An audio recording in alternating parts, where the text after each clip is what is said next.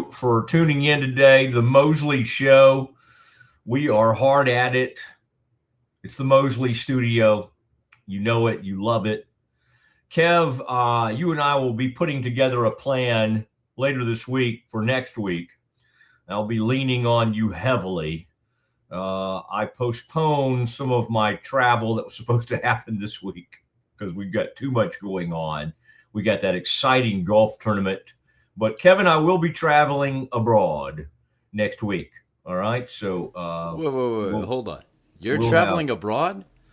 That's correct. And so I produced two different shows on the Rogue Media on the Rogue Media Network, and both of my hosts are going to be traveling abroad. So I'm taking over host duties at the Zach Owens Show. I can't speak. I'm not asking you to take over. I'm just saying we don't have to get too much into this on the air. I've been sorting this all out, but I can officially announce I'll be in Italy or Switzerland. We may have what we like to call, Kevin, sort of abbreviated shows next week. And I'm not going to ask you to. It's the wrong time of year for skiing, though, right?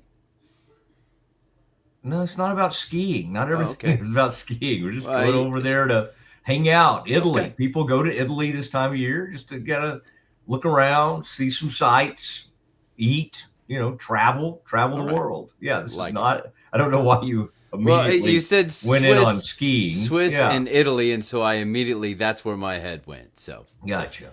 I am missing the beach part of this. They're like at the French and either the French or Italian Riviera right now without me, like Monte Carlo, like all the fun stuff. And I was just like, sorry, we got this big golf tournament coming up with the Baylor basketball, the Scott Drew Invitational.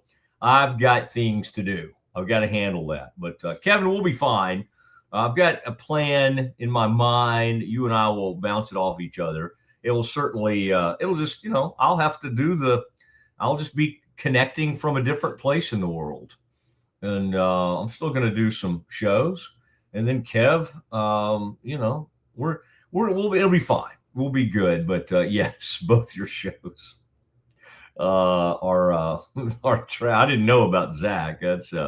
That is news to me, sir. Who was reaching out to us there, Kev? I always like to honor our YouTubers out there commenting. And by the way, if you're watching us on Twitter, go Scotty B.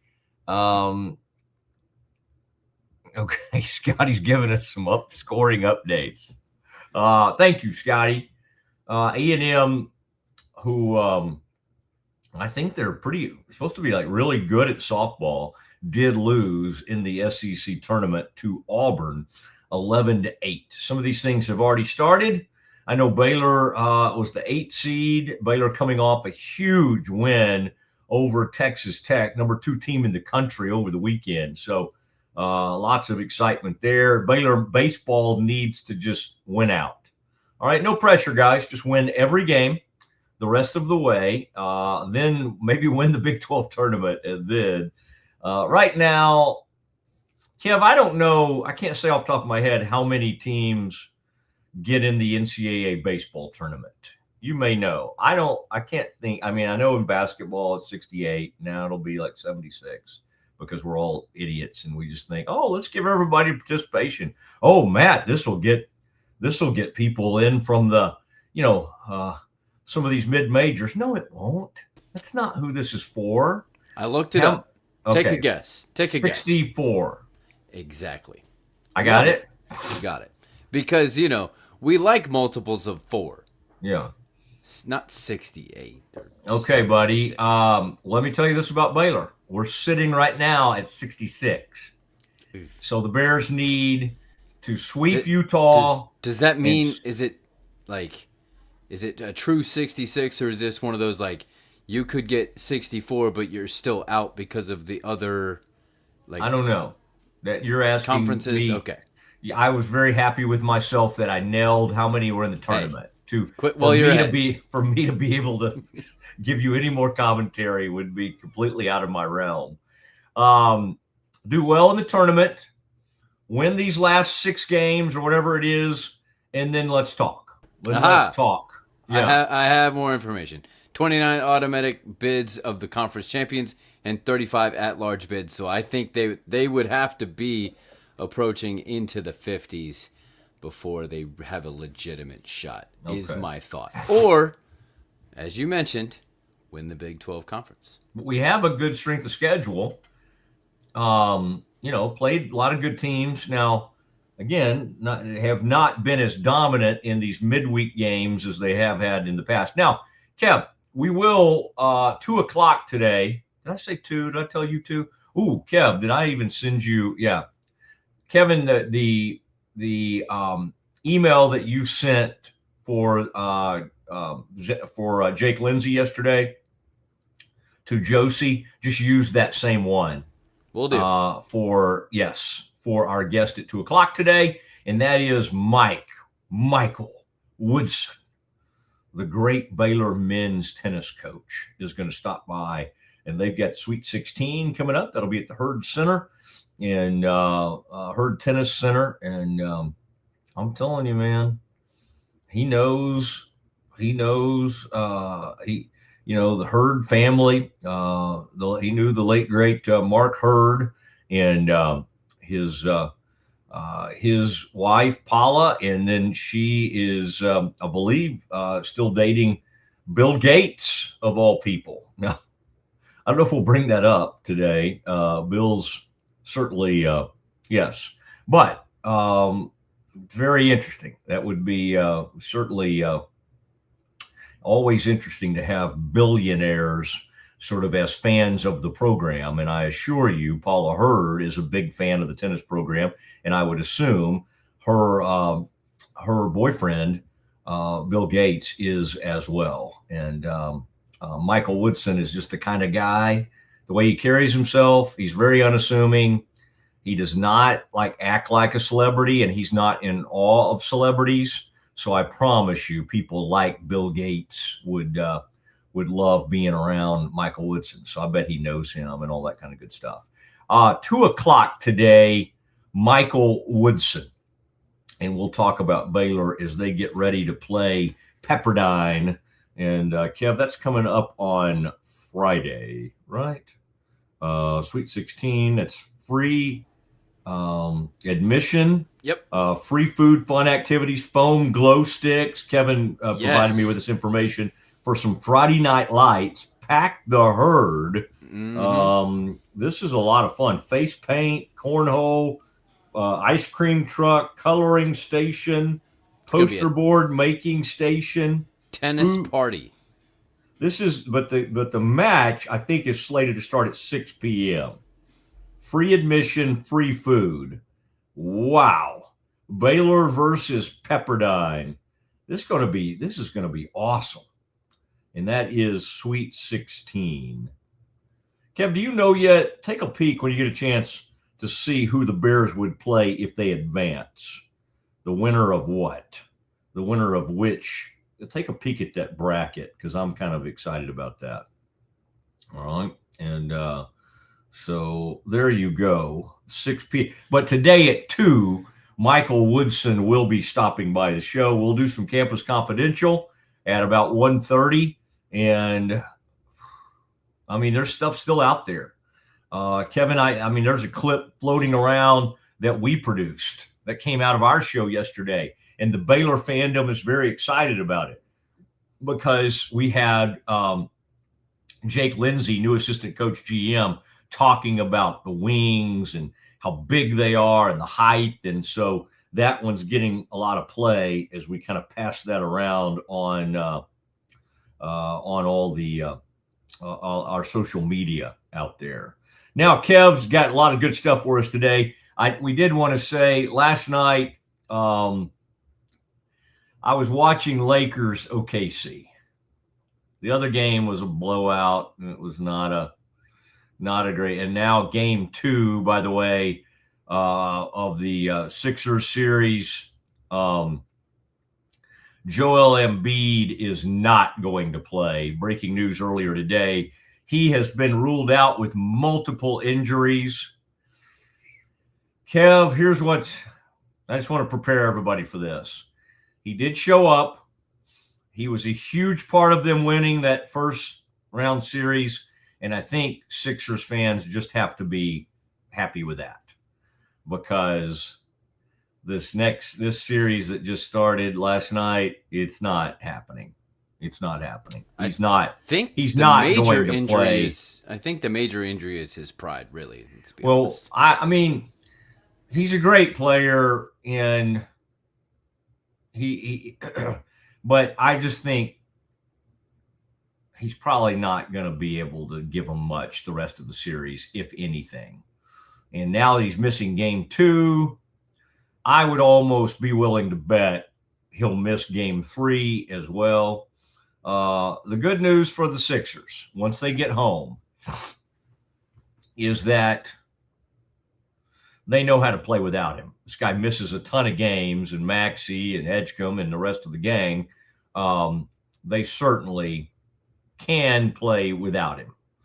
And so could they function better without him? Probably not. I mean, you saw what he did against the Celtics. There's also something brewing, Kevin, with the Celtics.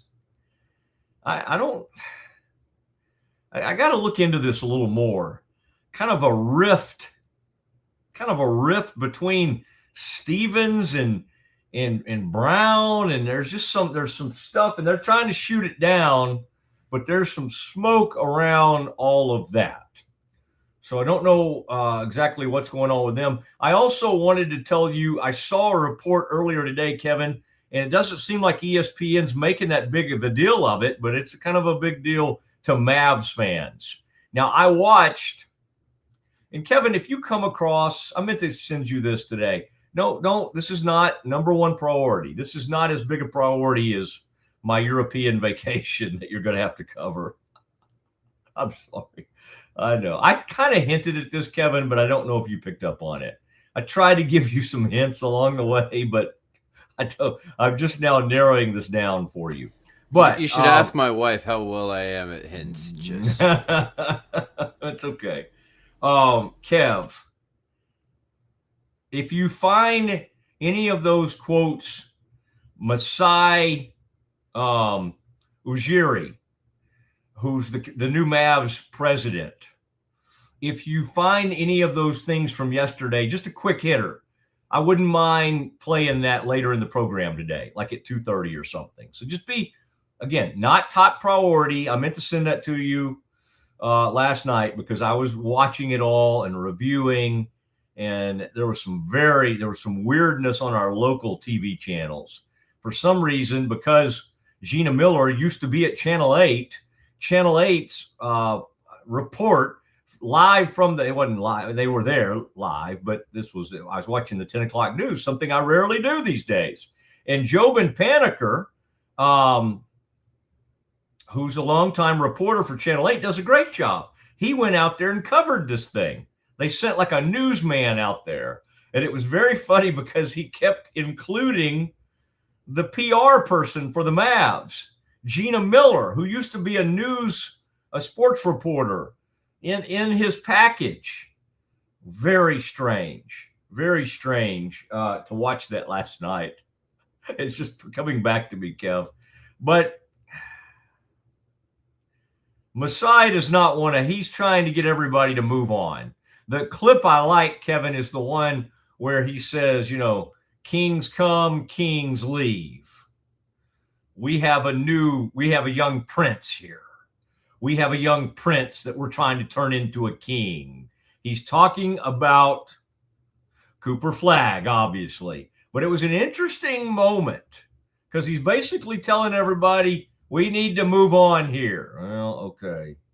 That's not something we do well when it comes to the whole Luka. And somebody asked him, I think it was Jobin Paniker, would you have traded Luka Doncic? Wow. Welcome to town. Let's get right down to it. Would you have made that trade? Very, very interesting. Now, Kev, here's what I'm getting to, though. Tim McMahon, I trained him up in the business. I brought him up. Now he Kevin, I think he was on Pete's show the other day. Now you can't even get a hold of him. But we're talking about Tim McMahon from ESPN, young pup reporter for the Dallas Morning News, took him under my wing, trained him up, and the young man apparently has forgotten a little bit about that. Although we've had some, bumps along the way, which is how any of my relationships go. You have to have some bumps. You have to. I would say maybe we had too many bumps for his liking. Kevin, though, he did report this, which fascinates me. This is Masai Ujiri. He after the news conference or something, I'm watching this report from Tim McMahon, and he is saying that Jason Kidd wanted to be president and asked to become the president. You talk about someone who can't read the room. Jason, this fan base already believes Luka over you, believes Cuban over you, believes that you totally signed off on Luka. Now, he had to come out and try to shoot that down again recently, but nobody in their right mind that watches the Dallas Mavericks, covers the Mavericks, is a fan of the Mavericks, has any belief that Jason Kidd should have been the president. What did he want? He wanted to coach this team and be the president? Goodness gracious. Or maybe he just wanted to slip into the president's role. Very, very interesting that Kidd wanted this. Again, he's shown really no signs. He hasn't been in that position before.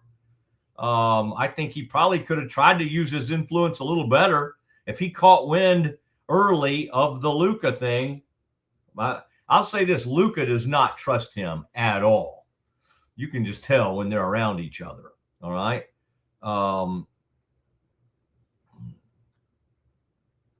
Wow. Jason Kidd wanted to be the president. Man, people, I don't know, man, tempers right now in the NBA. We got a lot happening. We got tempers flaring. We got like Brad Townsend, who covers the Mavs and longtime feature writer at the Dallas Morning News, is calling out Mark Stein, who's covered the Mavericks forever, longtime NBA reporter. They're going public, little public beef on Twitter. Guys, what are we doing, man? I used to get into those things. Let's rise above. We all used to work together. We were all friends. Why would we be at each other's throats? This is not good. This is not healthy. I do not like all these beefs out here. I used to, Kevin, be like, oh, fun. Let's go see these two reporters who are in a beef. Let me tell you how much credence I give that now. Zero. I hear about a beef, I look the other way. I'm like, I just don't care. Nobody cares. God, people don't care. That's the last thing they care about is the media getting into something. I mean, Lord help. Kevin, what was Lakers? Okay, Chet had a big game, 24-12. OKC, SGA was turning the ball over like crazy early in that game. I mean, I think Tarico had him with 5 turnovers in the first half. I think they readjusted and said it was 4, but he was really turning the ball over. I thought Smart was playing some great defense. It was an okay game for a while, and then it was like there was a moment where they challenged something. It was going to be a 6-point game. It was going to be like 68-62.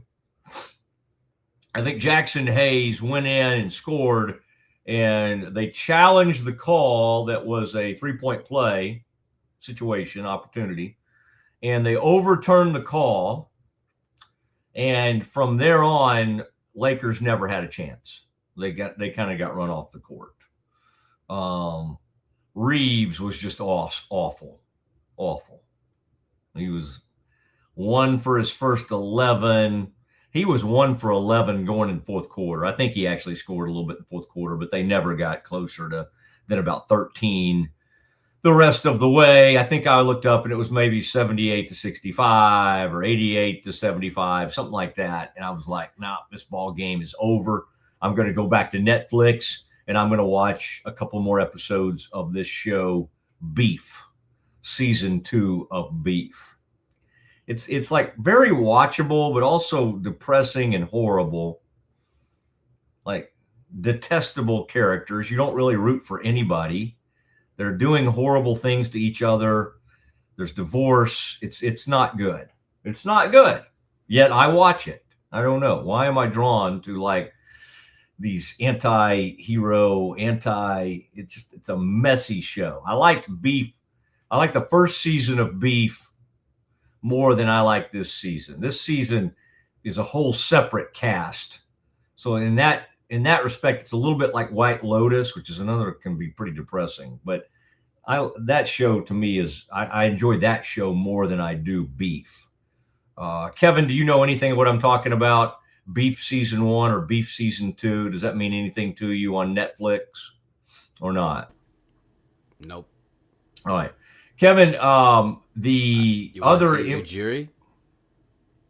Oh, that you got that clip? It's kind of a highlight put out by the Mavericks of some of the stuff and things that he said. How long is it? It's about a minute. All right, let's go. This is Masai Ujiri, the Mavericks' new president. This will kind of give you a little taste of what he's like, and let's watch it and then let's react to it. Masai Ujiri, Mavs president. Thanks to our sponsors, Central National Bank. Thank you, CNB. So we have to have discipline. We have to have vision. There has to be a clear plan. It's very important. We have to have the players that mean and know what winning is. Shoppe, great to see you. You're good? Great to see you. Welcome to the Dallas Mavericks. Welcome to the Dallas Mavericks. Let's go. Go win this thing, man. Yeah, let's go. Let's go, Mavs. Championship time. Ho-ho. Congrats, man. Happy for you. Thank you. Pleasure to meet you. Welcome to the family. Thank you, bro. Glad to see you. Congrats, brother. Thank you, bro. Prince, man, we're going to turn him into a king. Yes, we want to get back to winning. This is a winning organization. I know the fan base wants that. I know the organization wants that. I know leadership wants that. I know that winning is my drive, and winning is going to be the drive. All right. He's a serious person.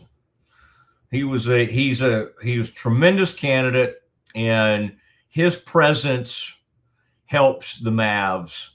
I said this the other day. This is clearly also a message to Cuban, buddy. You can still hang around here, but you're not.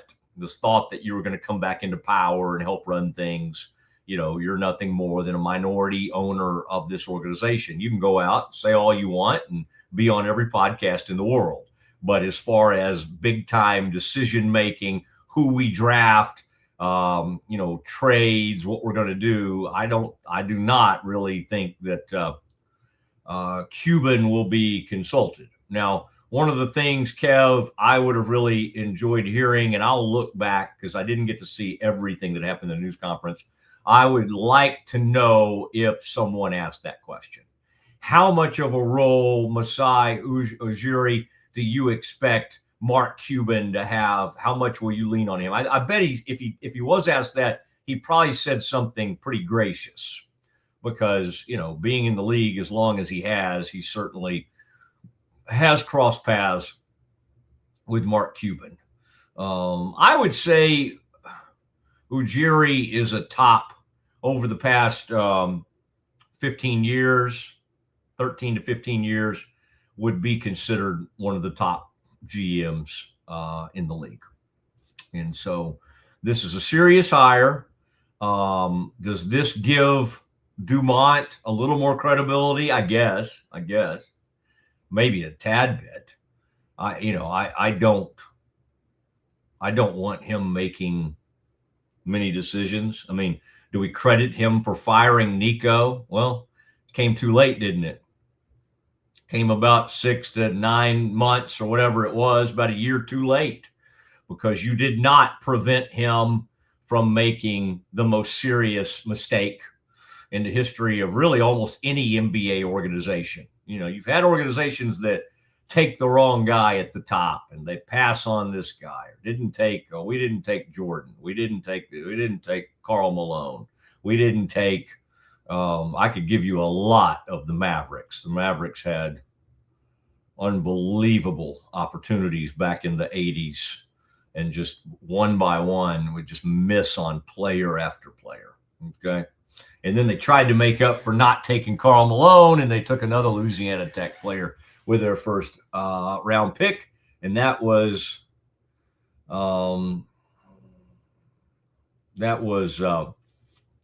Randy, what was his name?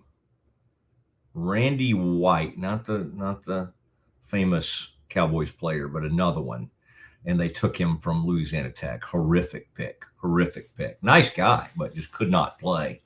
And the Cowboys did that time and time again. Samaki Walker, Randy White. They took Detlef they took somebody instead of Kevin McHale. Now that I think about it. Just going down memory lane there. But I think this is a good day. I think it was a good day for the organization. I think what he did in Toronto, and I know, again, they did a deal for a mercenary, but you can't, when a guy does a deal and he gets Kawhi and Kawhi takes him to an NBA title, you can't just put an asterisk on it or something. I mean, an NBA title is an NBA title. They tried to keep him. They weren't able to keep him. They brought him in, basically a 1-year deal, and they won an NBA title. It's it's one of the great deals. I've seen it happen. I've seen rentals happen in baseball, and it worked to a beautiful effect. This worked, but they weren't able to keep him long-term, even though they tried like crazy. And they tried to offer him just about everything. And Kawhi, in the end, wanted to go to the Clippers, wanted to go to the West Coast, and he's just flopped around there, missed a ton of games, gotten himself embarrassed by some of his dealings off the court with his uncle and others. So I would say perhaps staying with the Raptors for another couple of years would not have been the worst move for him. You know, interestingly, the Raptors' return to the playoffs this year happened with some of his guys that he put together there. Baylor's own Jacoby Walter, who is now starting on that team, one of their starting guards, and just gets better and better each year. That was a Masai Ujiri draft pick. The most of the way that team is constructed, I'm sure you could point to somebody that came in for this season to help them is new, but a lot of that team that went through 3 straight years of not making the playoffs, which got him fired in 2025, but they've bounced back now and they're back in the playoffs. And I think Toronto continues to be a credible organization. Kevin, if I were just spitballing, I was yesterday, and I was to say, how many GMs in the league would you say are better at what they do, have better reputations than Masai Ujiri? I would say there's probably only 4 or 5. Now, we might get into an argument and go, well, I like the guy at, is it Altman or who's there now? Whoever's at Cleveland. I like what he's done. I like that Cavs roster, some of the things they were able to do. You know, you might say the guy at Sixers just because Daryl, just because he's done it forever. And of course, he was with the Rockets for years, Daryl Morey. Just based on kind of longevity and some of the things he's accomplished over the years. Although I don't recall a lot of titles there. He just sort of got once you get the reputation of being a genius, it almost never goes away. I think the Mavs wanted to talk to, well, I know they did, Tim Conley with the Timberwolves. Kev, a quick note on the T-Wolves and the Spurs is they get ready to get it on again this evening. And no, Kevin, I'm not going to do a rant on games overlapping. You know, that game was so bad, I guess it didn't really matter last night, right? The 6 o'clock game. But I thought this was interesting. Even though the T-Wolves won game one, I have good news. In the land of the Spur. What? They don't overlap tonight. They're both on the same network, and they don't overlap, so you can be rest assured. Okay. T-Wolves favored in this game. Spurs having lost game one to Ant and the rest of those T-Wolves. Now one of the Jalen Williamses is on the sideline right now.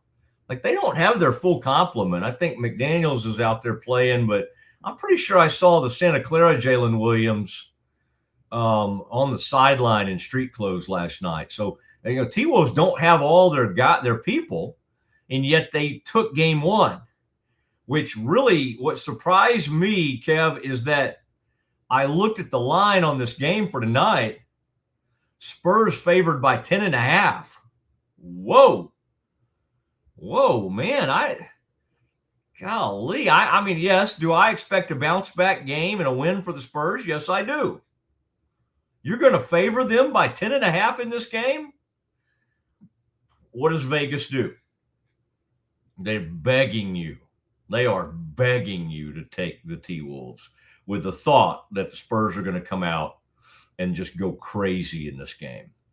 Let's try to also keep in mind, though, that this is Wemby's first run through the playoffs, guys. I mean, we have no track record. I know he's incredible. Same for Vassell. Let's not act like the point guard. Let's not act like he's got, just the greatest playoff experience over the years. Look where he's been over the years. We're Sacramento, Hawks. I mean, he's been at places that don't have playoff pedigree. Look at Castle. I hear what you're saying, but they did. The Spurs only lost by 2 and had a shot at the end to potentially win the game. I hear what you're saying on the 10.5, and I would agree that it's kind of right. Vegas is out to make money, but let's not pretend, it was this total blowout. I know that Anthony Edwards got a lot of attention being back and everything, but this is still a very close series, and the Spurs still have home court advantage right now. I mean, not in the series. They lost that. They lost it in the series, but this game is still there in San Antonio. Yes. But my point is, these guys they're facing have a lot more playoff pedigree. And I really do want to see Wemby have a great series. But because he's so brilliant, we probably did this with Luka early on. We sometimes you realize that even some of the greats have to go through some playoff, rough moments. Even the great Jordan, it's like because he was 6-0 in the finals, I think everybody's just like, well, he's the greatest playoff player ever. And certainly, we can easily make that argument. But sometimes we expect brilliance based on how a player has been throughout the regular season. And a lot of times, that's why I was so happy for Edgecombe in that opening series to have some really great games. He had a 23-point game. I believe he had a 30-point game in was that game one? One of those games. He had a 30-point game, and I just thought, dang, because a lot of rookies. Hey, Knipple was in a play-in game, and that guy had a brilliant season. What did he score in that play-in game? 6 points. That dude was second behind only Flag in Rookie of the Year. Didn't show up in the playoff game. It happens. I mean, even the great Paul George called himself Playoff P. Playoff P. Here we come. Guess what he went out and did against the what Playoff P did against the Mavs? He went into the tank. I believe that was when he was with the Clippers. I think this was post Thunder. But he did. He just went. The guy went in the tank. So even veterans, sometimes it'll happen to you. But I'm watching tonight to see how the young studs for the Spurs handle themselves, because almost everybody they're going up against in this game has been through the peaks and the valleys of playoff basketball. And, Ant-Man went up against one of the great playoff matchups. He went up against the great Luka, and he did not live to tell about it. Luka and the Mavs got the best of them, okay? And then, of course, the Mavericks decided to trade him. All right, Kev, let's do we do have a big guest at 2. Michael Woodson, Baylor Tennis, is going to join us. Let's do some Campus Confidential. Let's do it next. The Riesel Fair is back and bigger than ever. Bring the whole family for a day packed with fun, from thrilling rides, delicious food, local vendors, and live music Friday night. Saturday music begins at 2 p.m. Admission is $5 for adults, 2 to 12 years, $3. 2 and under are free. Mark your calendar and join us for the Riesel Fair, May 7th through 9th. The Riesel Fair, where memories are waiting just for you. This year, I made a New Year's resolution. I want every business to own a new copier from CTWP. Call me, Leroy the Copier Dog. Let's get you a copier delivered today. CTWP, your local copier company. At Schmaltz Sandwich Shop, we don't just make sandwiches, we build them with fresh ingredients, bold flavors, and homemade baked bread every single day. Toasty on the outside, goodness on the inside. Schmaltz Sandwich Shop in Waco is locally owned and operated since 1975, with 2 locations in Waco, Town West off Valley Mills and downtown off 5th Street. Whether it's lunch, dinner, or just a craving, we got the perfect bite waiting for you. Okay, that was really great for the first time on your own. Let's maybe take a break and then we'll come back and do some more. Sounds great.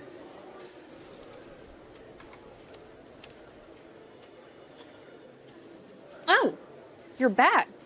That was a fast break. I know. Hi, would either of you be able to assist me? Yes, she'd love to help. Oh, yes. I love assists. Central National Bank, proud partner of Baylor Athletics and Baylor Women's Basketball. Bumblebee Blinds of Waco and Temple is your one-stop shop for custom window treatment, transforming your vision into reality. Choose from a selection of shades, blinds, shutters, and curtains. Bumblebee Blinds stands behind our service and products, ensuring peace of mind with our trusted warranty. Call Bumblebee Blinds today to schedule your design consultation. Bumblebee Blinds, simplifying window treatments one covering at a time. BumblebeeBlinds.com. It's the premier charity event of the year, the 2026 Central Texas Cattle Barons Ball, presented by Ascension Providence. A fun evening filled with great food and drink, dancing, a spectacular auction, and more. This year's theme is Nashville Nights, Neon Lights, and Bullfights. Get your tickets now, donate, or be a sponsor. Help support the American Cancer Society to find a cure. The 2026 Central Texas Cattle Barons Ball, October 24th at MCC Highlander Ranch. For more information, go to centraltexascattlebaronsball.org.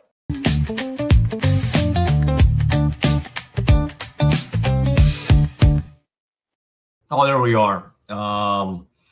man, just preparing for Michael Woodson to join us. That was really good against Auburn.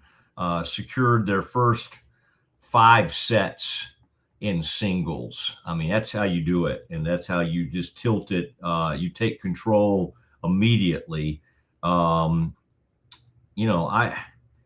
This is quite a it's quite a team, and Luke Koenig was dominant.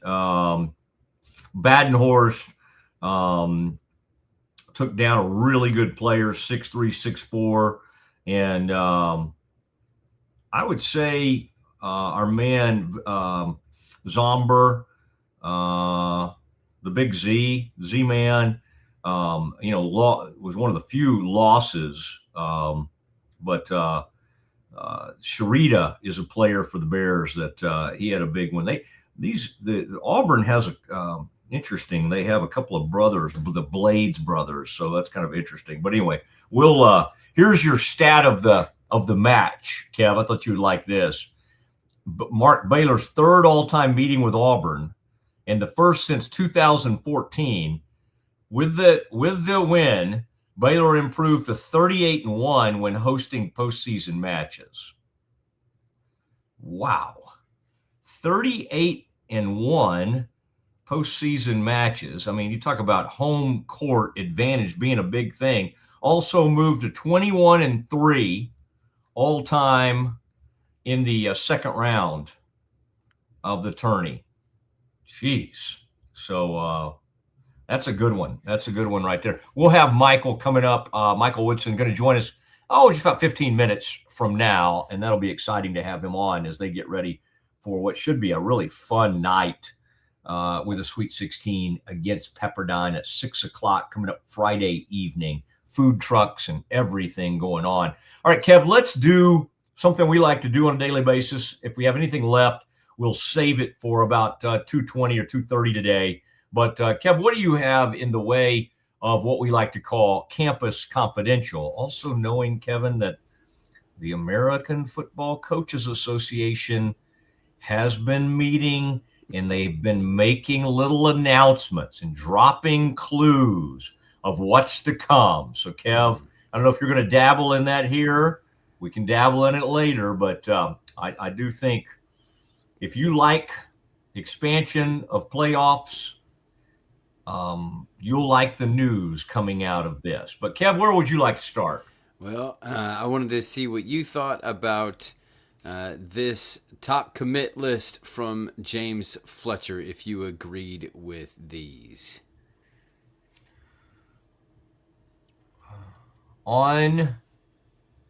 This is the on 3. Yeah. This is their top. How many players are on here? 10 of these. Where's Isaiah Johnson? I can't see that behind Central National Bank thing. Where is he? Texas. Oh, goodness.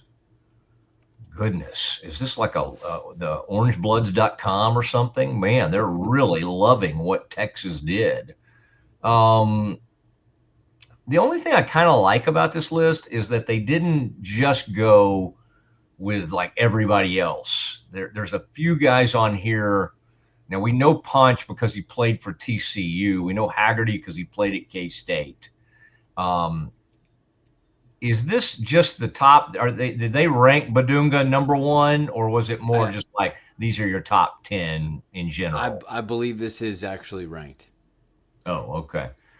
I told you about Juke going to Tennessee late and getting $5 million to go be at Tennessee. That's a big one. And Blackwell was a guy that I really liked out of Wisconsin. Kevin, you watch a lot of Big Ten basketball, so you're familiar with him. I think that was a good one. I would say, let me tell you who's valued too high. I think David Punch is, not just because he's coming from TCU. I think he's a little bit overrated, to be honest with you. I think PJ Haggerty, because he scores a ton on teams that aren't very good. and I don't think he's the greatest teammate in the world. Watch out here, Bucky, because what Bucky has is the sum of the parts. You know, the whole. It's not individual guys, people buying in, playing full court pressure, and it could be a top. You know, anybody could be a top scorer. That's not how PJ Haggerty is wired.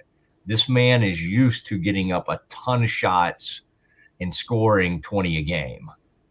I don't know how that's going to work at A&M. So I will just say maybe this will make A&M look like a genius.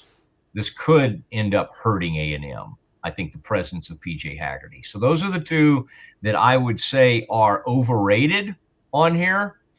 I think we're putting a little too much into Badunga simply because, while I like him, he doesn't do really much of anything on his own. He is a rim runner.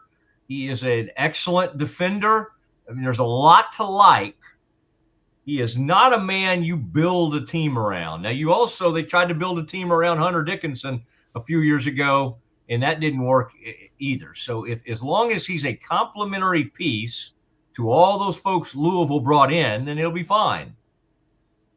If you're looking for Badunga to be 18 and 12 and be your leading man, he is not that guy.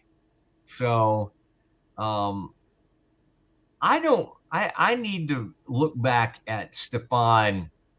I'm going to have to be reminded, Kev, on Vox, like what his whole background is. All I can tell you is the spelling of his name makes you know he's supposed to be on that Illinois team. Yep, he's Estonian. So, you know.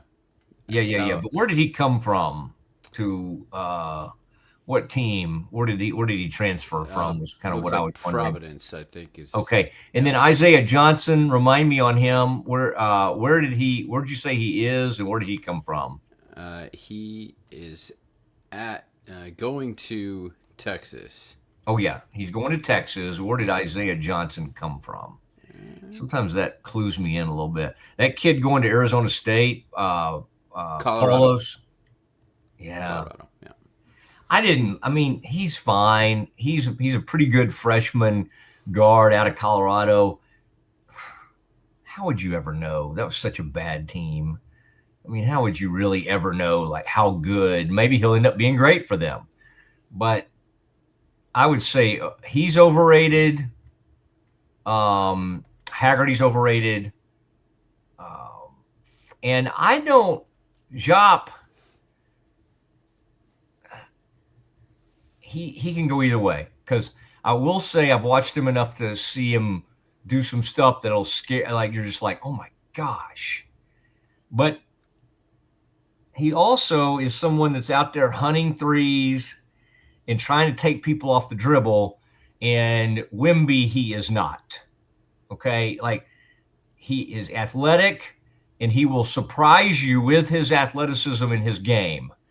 But again, what do you want him to be is going to be the biggest question. And is he going to be happy being a complimentary type guy? I cannot see that. Is that Gonzaga? Where did he end up? Yeah, Gonzaga. Okay, Gonzaga. Yeah. They'll get very mad at you, Kevin. That's why I try to correct you on that. I'll hold up the Miami University. You hold up the Gonzaga. Thank you. Thank you. I just know one time Fran Fraschilla almost walked off the show. I mean, he was mad, you know. What else do you have, sir? What do you think of new Vanderbilt quarterback Jared Curtis saying this about Diego Pavia? I'm going to do what he couldn't do at Vandy, and that's winning a championship.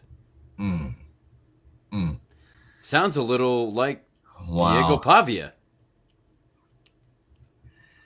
Yeah. Where did this kid come from? Do you know? I'll look it up. What his background is? Yeah, I don't like that. I mean, why in the world, after a guy got so much negative attention for all his talk? I'll tell you one thing. That coach is is like a secret, like arrogant, cocky guy. Like you don't look at him and think it like Clark Lee, but I watched enough of that at one of those SEC, like a really cool SEC documentary, to be able to tell you that dude is cocky, and we shouldn't be shocked that some of his players reflect that. Jared Curtis is a freshman, and he came from Nashville Christian School. Doesn't seem very Christian school-like, does it? Let me just say something. It's not a kind thing. Shut up. Shut up, kid. I mean, that's just, I even think Clark Lee, as cocky as he is, would call him in and just go, come in. Jared, appreciate you. Love you, buddy. Love your spunk. We need you to show some humility. I mean, DJ Lagway was the #1 recruit in the country at one point. Now, he got knocked down to size a little bit. He had some tough times there at Florida, but he kind of carries himself with an air of humility. And I mean, Kev, you saw that interview where I kept him on for about 30 minutes. Kind of tried to get him to open up a little bit. The man he's serious about his craft.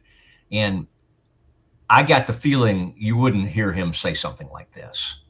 That did not seem like same thing with Sawyer. Now, not everybody has to be some kind of, I'm not saying you can't have a personality and all that kind of stuff. But to your point, Kevin, you got to read the room. We've just had a guy, it was a great quarterback for us, but he ended up hurting himself in the draft and hurting his reputation because he acted like an idiot. Well, that should tell you, if you've watched this happen, and I'm sure he had committed to Vandy while that season was going last year. Come on now. He was probably already on campus. He probably reported to campus in January. Jared can stand up a little bit taller because he is 6'3". So he has maybe a little bit more reason for pride. So I don't know. If we equate pride with height, physical size. All right, real quick. Which the NFL teams may. What do you have? So then you sent me this the other night. What do you think about the news coming out that Mark Cuban actually admitted that he put up the money for Fernando Mendoza, that the rumor was out there that he could come, and Cuban said, put me down for that tab? Well, I just know how Mark operates. And when somebody ends up winning a national championship and is the first overall pick, Mark is going to claim that he picked up the tab. Gotcha. If things had gone a different direction for Fernando Mendoza, we would have never been able to confirm this, right? He might have kept that to himself. But are you saying that he may not have, and he's taking credit where he did not? Or you saying he simply would have concealed it? Concealed it if okay. it so didn't you're work not out. You're not necessarily saying that he is potentially taking credit that he didn't earn. Okay. No. All right. No, I bet he did. And I think once he saw Signetti moving in the right direction with the previous year and the previous quarterback, the previous team, I think he, like a lot of alums, jumped on board. It's like you, Kevin. You didn't really start, donating heavily until that first playoff run. Right. All right, let's do some Michael Woodson, Baylor's highly decorated men's tennis coach. Let's go now. Next. Enjoy a quiet atmosphere with beautiful river views at the Brazos Landing, located in Waco along the Brazos River across from McLean Stadium. Enjoy homemade dishes like shrimp and grits, chicken piccata, braised short ribs, prime New York steaks, and more. Plus, enjoy a delicious dessert like creme brulee or key lime pie. Open for lunch and dinner Tuesday through Sunday. Brazos Landing in Waco, the only place where I-35 and the Brazos River meet. have a lot of friends reach out to me about buying vehicles for their fleet and their business, and I always recommend Allen Samuels. You see a lot of businesses running different brands, but I really think Rams are the best looking ones out there. They're going to take care of you. They're going to make sure that you get what you need, and they're always going to take care of you on the service side and the sales side. Like Allen Samuels always said, Waco has a lot to offer, and so do we at Allen Samuels Dodge, Chrysler, Jeep, Ram, Fiat. Come by, let's be friends. Lake Waco Golf Club is a semi-private facility nestled along the north point of Lake Waco, one of the few facilities in Texas to have a full 18-hole regulation golf course as well as an executive 18-hole par 3 golf course. Plus, check out their bar and grill, which is open to the public. And if you're not a golfer, then enjoy time by the pool or even enjoy fishing around Lake Waco. Become a member today and call to book your tee time. Lake Waco Golf Club, where family and friends fun begins. Check them out at lakewacogc.com for more information.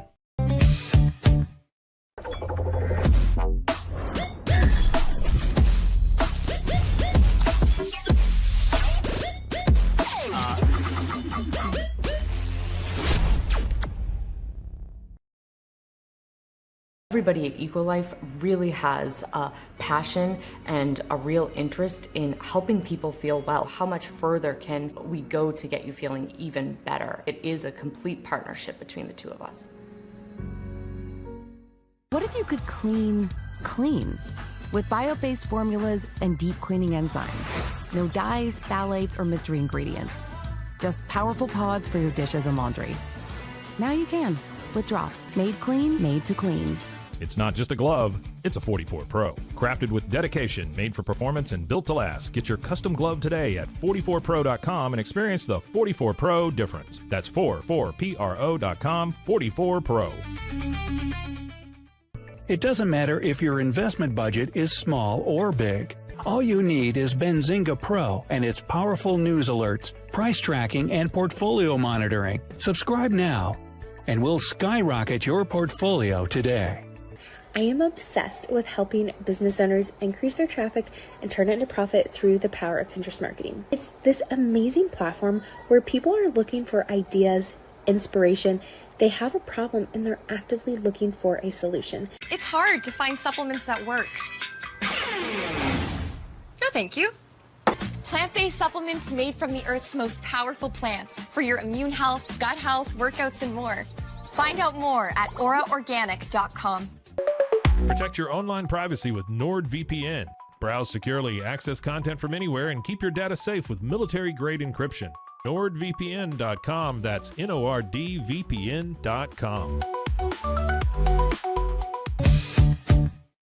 It is the Matt Mosley Show. And good to have, let's bring him in, Michael Woodson, Baylor men's tennis coach. He's been waiting in our green room. We hopefully had some good snacks out there for him. I'm glad you have your cap on. I always feel bad when a guest comes on and they just look immaculate. And I'm like, oh man, I should have actually had my hair, ready for this. But a tennis coach, you spent most of your life in a cap. Now, when you played, Michael, did you like to play in a cap? Did you go with a backwards cap? What was the look you went with as a player? First of all, thanks for having me. It's always good to catch up with you. As a player, I started out with a forwards hat, but then as I got into college, I actually played with a backwards hat. But I can't ever remember a time where I didn't play with a hat. I think it probably comes from my dad being a baseball player and always having a hat on. It just became it was a real problem in high school when hats weren't allowed in the building. It felt really uncomfortable without it. So it's not that often you're going to see me with no hat on. I like that. That's the way I prefer to play. Man, congratulations to you, Michael. Back in the Sweet 16, you guys are 21-3 all time, second round. I mean, I guess, do you try not to take it for granted? I bet there's a level of you kind of like your guys to celebrate and know, hey, this is a nice accomplishment, but hey, our standard is even more. How do you kind of balance that? Like, this has been a great season, but we got to keep rolling here. How do you handle that? Yeah, I think that's a difficult thing because you want to enjoy it. I think we really try to put a lot of enjoyment into the process of just the day-to-day of being together and working towards accomplishing something as a team. But we certainly don't make a huge deal out of it because this is who we're supposed to be, and this is all these guys came here to pursue excellence, and that's why I'm here. That's why we're all a part of this great athletic department, and so. Yeah, we take it one step at a time, but we are always talking about, okay, it's on to the next thing. I think that's, all great programs, all great players are always focused on the next one. And so we're definitely enjoying the day to day and the little moments together and appreciating them for what they are. But our goal is still 4 matches away. 38-1 postseason matches at Baylor. I was just looking at that. That's kind of a remarkable deal. I don't want to jinx anything here, but I mean, it's, is there just a comfort level, obviously the home court, having the crowd, the college tennis feeds off a crowd. There's just so much energy and things like that. But what is that attributed? Obviously great players over all the time you've been here and even before, but what do you attribute that to being so great at home? Yeah, I think it's a combination of the conditions are something that's comfortable, that our guys know their routines are the same being here. But the biggest thing is just the fans. It makes a huge difference to play in front of our home crowd, the support, the encouragement, the ability to get on top of the opponent. I mean, it works both ways. It helps us and it hurts the opponents. And so just the whole combination of everything is a big factor in these matches. And the margins are so small that when you can have a factor off the court affecting the on-court play, it can really swing a match. It's just a point or two here and there, and the whole thing can turn. And so, I think it's no surprise that our record is that strong when we play at home, and that's a huge credit to the Baylor fan base and Waco community. Has anything changed since y'all's big run earlier this season? Y'all go through about a week or a week and a half span of just beating all kinds of top 10 teams, and you had to have just a ton of confidence. There's ebbs and flows throughout a season. Where are you? You went through that run. Where are things now? Do you see anything different in your team? Where have you, as the ebbs and flows of the season has gone since that great, I don't know, however, that was 10-day run, or maybe it was a 6 or 7 day run. Where is your team as sort of compared to that?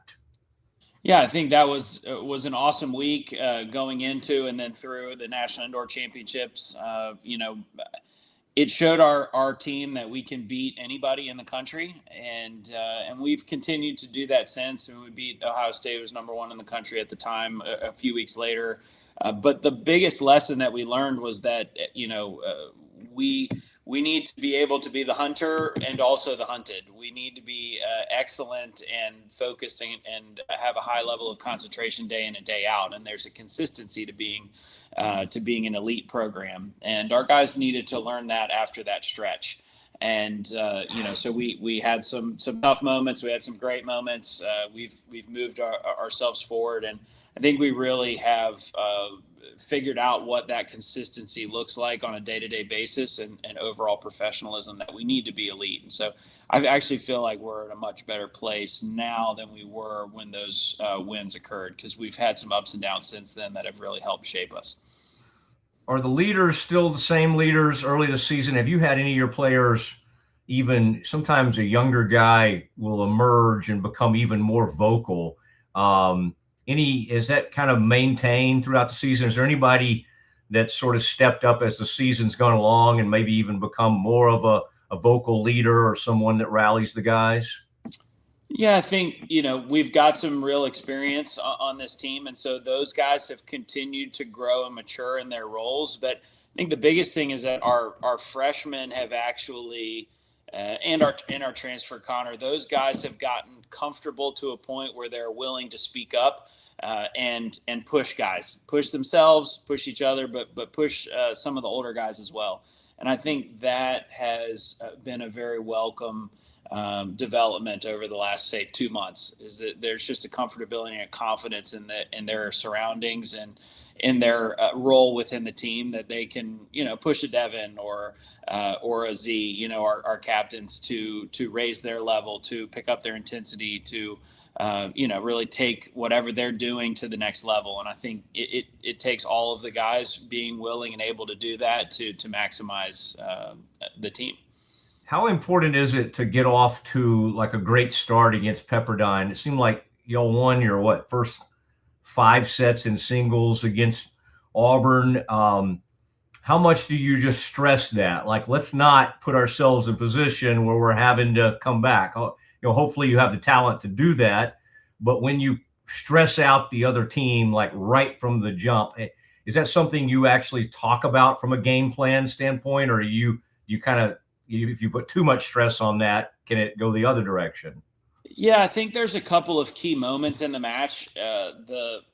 How you respond to the doubles point and what happens, and how you respond after the first set or sets, is opportunity for teams to kind of get up off the mat and punch back. And so we talk a little bit more about after the doubles point, either we won it and, okay, we have some momentum here, but let's not just assume that it's going to be easy.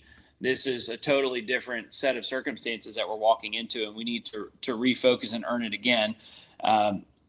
Or if we've lost, hey, it's just 1 point out of 7. It's not that big of a deal, and this is our opportunity. And so we're kind of playing both sides. And then after this, the second sets and singles is everybody's best chance to change the momentum. And usually there's a dip in intensity from the guy that wins the first set. And so those are the tougher moments. I wouldn't say we, of course, everybody wants to, let's win the doubles point, let's win 6 first sets. It's more just making sure our guys are playing point to point and earning it all the time. If they ever think, hey, I got to this point because I'm playing well, or I'm just better than my opponent and it's going to be given to me, that's when we get into trouble.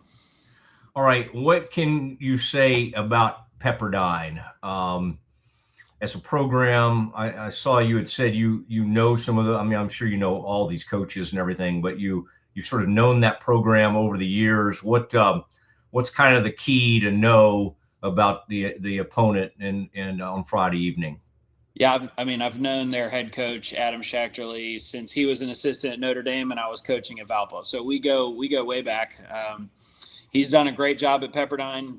This is the best season that they've had since, I want to say 2013 was the last time that they advanced to the round of 16. So, and this has been building for years. I mean, they've got a super talented group, a good mix of experience and youthful talent. And so, yeah, we had the opportunity. We played them last year. We won 4-3 last match on, 7-6 in the third. It was an absolute battle. And then this year we played them again at Indian Wells, and we won 4-1, but it was very competitive. And I do think at that time they were a little bit tired. So we know those guys well. We have a ton of respect for them. For me, it's been waiting to see their talent kind of pop as a group. And obviously that happened last weekend with wins over Michigan and LSU. To beat a top 8 seed on the road is really difficult to do. And they did it in a very competitive fashion. It was super impressive. So they're no joke. I mean, they compete really hard. They're fiery. So we're going to get a very entertaining match, and I think it should be fun for the crowd. What are their facilities like? Do they have like a view of the Pacific Ocean? I just think of Pepperdine up there on that hill. Yes, and I know they. Yeah, what is they their do? thing? I mean, they have a really nice view. I mean, if you stand up on the hill and look down on the courts, and that looks down over on the water. I mean, Malibu is beautiful. And I would say the reputation precedes it. It's a really cool place, and obviously they're able to attract top talent to it, especially international talent. All right, which of your players would be best on clay? And do y'all ever in college tennis, is that ever available, or does anybody ever take on a tournament? I guess it might even throw people off to go do that, but obviously there are clay courts around. I don't know how many we have in Waco. We don't have any in Waco. Yeah. But yes, I mean, there's a lot of clay court surfaces around the country. It's more popular in certain areas.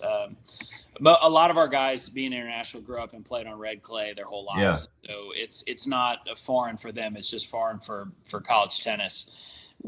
It's hard to say. I mean, probably Alex would be one of our better clay court players. I think Jambor grew up on red clay. The problem for them is they haven't played on it that much lately, and so they wouldn't. It takes time to get used to it. But their game styles really work well on clay. And so I would say probably those two out of everybody. Would it actually help our knees? I wanted to say our age, but you're, I think, several years younger than I am. Like, if we had access to clay, would it be way better for like our knees and things than playing on the hard courts all the time? Much better, yes. Yeah. It's a big difference, and I think as you age, everybody wants to play on clay. It's much softer on the body and the lower extremities for sure. So, I would be an advocate for having courts in Waco that are clay. It's just in this heat, and when it gets a little bit dry, they can be difficult to maintain. All right, I was wondering, who's your best doubles team that you've ever had? I was thinking about the national title match against Florida, and I was trying to think in my mind like who you had paired up together that season. Have you was there one particular year since you've been either the head coach or you were as an assistant that stands out in your mind, that when it came to the doubles point, like it was almost like the other teams were just like, we've got no shot? Yes, I would say the 2021 team, we were very good at doubles.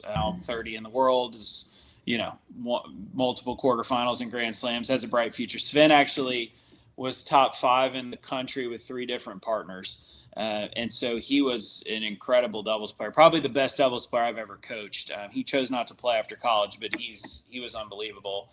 And so those guys played 1. We had Nick Stakoviak and Matthias Soto, who were both doubles All-Americans, playing 2.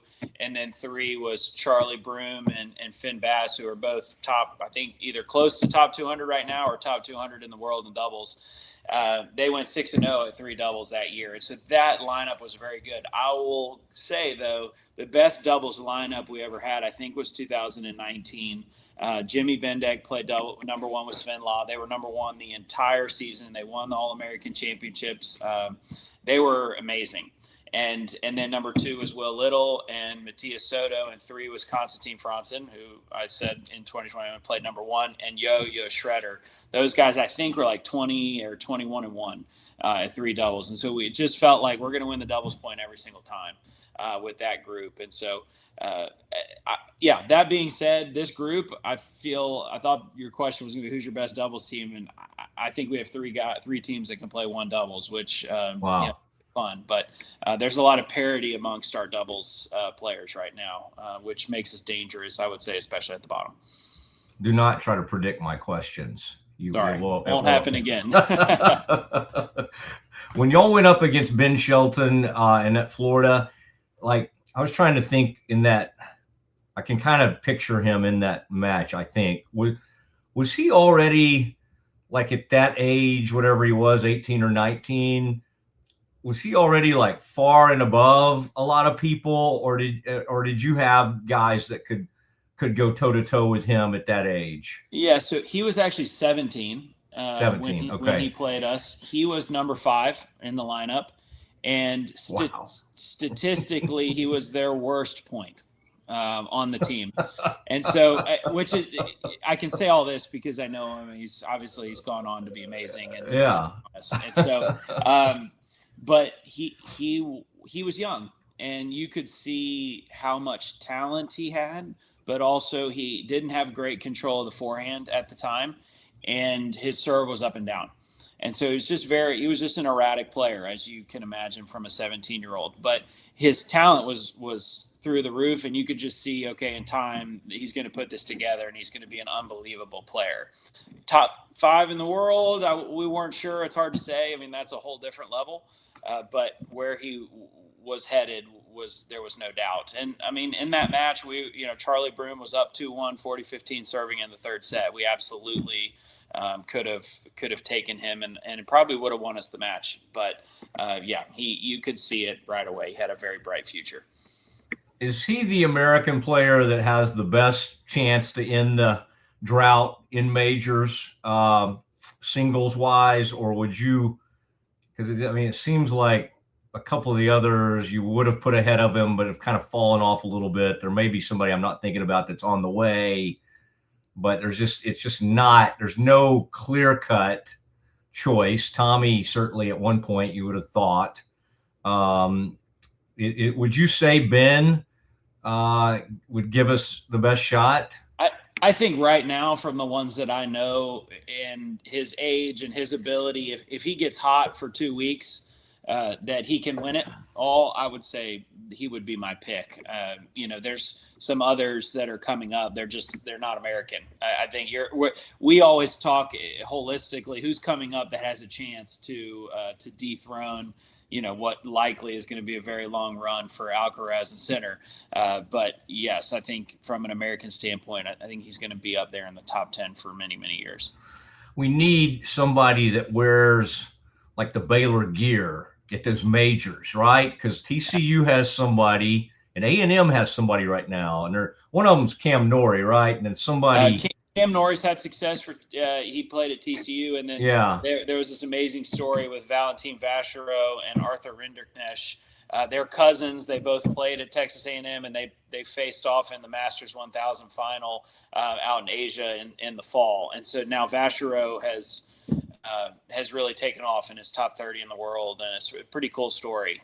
So yes, I mean, my hope is that we've got some guys, Charlie Broome, Matias Soto, Adrian Boitan. Those guys are close to breaking through and playing in the slam qualies. And once you get to that level, then you can certainly get up into the top 100. Okay, what did you make of this Arkansas situation? I'm sure all of y'all have a lot of sadness attached to and of course NIL. You never know what this is going to lead to, but in some ways, it seems like college tennis is as exciting and entertaining, and people are watching it and really enjoy it. So it's weird to see and again, I can't tell you, you would know off the top of your head how like good that program's been. It's just bad. It's really sad to see them just wipe out a whole men's and women's tennis program. In y'all's community, is the reaction just like shock, or is it more like, well, this was bound to happen? They're going to start having to get rid of some sports, given how, the astounding amount of money that's being poured in on football and maybe even men's basketball. I was just kind of curious what your reaction to that was. Yeah, unfortunately, a lot of tennis programs have been cut over the last few years. And Arkansas, since COVID, Arkansas is the first Power Four. We lost Iowa and Minnesota on the men's side during COVID. And we've been working, and I'm on the operating committee for the ITA, which is the governing body of college tennis. And we've been working feverishly to try to kind of correct some of the issues, or maybe even the connotations that come along with our sport. Unfortunately, the international component of our sport gets used against us. I would argue that it's more of a program to program engagement of our alums, our fan base, the community, how we develop our young men and how involved they are after they leave. And so I wish I could say I was surprised. I mean, Arkansas in particular, I'm surprised. I didn't see that coming. But at the same time, I figured something was going to happen like this, because there's so much focus on revenue generation and how are we going to support basketball and football in order to have success, that are we really going to be able to support the other programs so that they can have success? And the SEC, just like the Big 12, is super competitive. So what does it take to win in tennis now? I would argue that the list is shorter, and it's worth it, just given the quality of the athlete that's coming to play in tennis. We have, most of the top 100 players these days that are going to go on and have success are actually going through college, and it's an incredible product and atmosphere, but a lot of people, not enough people know about it. And so the revenue that comes along with the quality of the sport and the young men and women that play it in college, it's not proportional. And so, we don't have the resources and the focus that probably goes along with this quality. And so we as coaches, we as the ITA need to, and USTA, need to come together and figure out how we can make this thing sustainable and, help ourselves remain, relevant and then grow, just like some of the other sports, some of the other Olympic sports have around the country and, here at Baylor as well. When do you pick up on like one of your South African players? Like what age do they get on your radar, and like how much of that is just kind of tracking them, and then how often do you actually have to go over to some place like that and go, hey, I need to make a trip over there and maybe while I'm over there, you probably want to see several, players kind of thing. Yeah, I would say all of us coaches travel internationally every year. It depends. Everybody's different. 2-3 times a year, we'll leave the country, and 16, 17 years old, we usually start paying attention. And a lot of it has to do with relationships and tracking, who we know and who have we seen. And so it's not a perfect science. I would say recruiting internationally and just even here is more of an art form. The relationships are important. Knowing who they are and building that over time is critical in tennis. And the first thought that all these young men and young women have is, I want to play professional tennis. And so they don't really consider college until they're 17 or 18 because it's a foreign thing for them. They don't know that much about it. They aren't here. The American kids understand the system and they want to go usually. The international guys, we have to explain it to them over time. And so we just signed one of the Australian Open Junior Grand Slam champions, who is actually South African. And for a long time, he was focused on, I'm going to play professionally. And we know we can help him do that. And he just doesn't know that Baylor's the place for him until he gets a little bit older and learns more about it. And so, it's a process and everyone's a little bit different. But, for Connor, for example, we've been tracking on him for several years. Man, that's interesting. And like, is there a certain amount of money that like now they're in college basketball, they're getting G League players, right? And all that. And Baylor ended up getting somebody that had been drafted. Can you be over there making some level of money and then decide you still want to play college tennis? Is that right? Is there like a threshold? They actually just changed this rule to where there isn't a threshold. Tennis, but before you're making real money that exceeds your expenses, you have to be ranked very high. So none of the guys that are coming over have made tons of money, I would say. It used to be $10,000 per year before you had to show any expenses. It's now they're not paying attention to it, I think, for the exact examples that you just gave of G League or Euro League basketball stuff that it just doesn't make sense. These kids earned it. It's not a life-changing amount of money. It shouldn't affect their athletic eligibility in college. All right, I'll be in Italy and Switzerland. I'll be in Milan Sunday. I think I land Monday. I'll be monitoring everything y'all are doing. But if you need me to visit anybody, obviously, my eye for these things. If you need me to find the next center, I would imagine that person has already been spotted. But if I'll just let me know if there's any. I'm gonna have to do a little research and shoot you a few names. Okay. If you're gonna be out that way. No, I can just imagine them getting a call from Mosley. Hey, I'll meet you out at the courts. I need to take a peek at a couple things. But 6:00 Friday, man, I was looking at it. There's tons of stuff for kids, adults. The food trucks, the face paint. There's really something for everybody. This is really going to be, and it's crazy as exciting as these matches are, that they're still like free admission. If I were you guys, I'd, charge about $10 a head, but that's, I'll leave that up to you, Michael, or Baylor. But that's going to be a great atmosphere. And I know y'all need it and you want people to show up, but it just sounds like as long as the weather goes the direction we need it to, that could end up being a pretty magical evening, these super regionals. To me, this is the best round of the whole NCAA tournament, the best match of the whole year, because it's the last one that's hosted at home sites, and we play it at prime time under the lights. It's just a really cool atmosphere. The two best matches besides, being in the finals in 21 was 2019, 2022 round of 16s. And we had about 2,000 fans in the stands. Really, really cool atmosphere, amazing crowd. I think it's a lot of fun for everybody.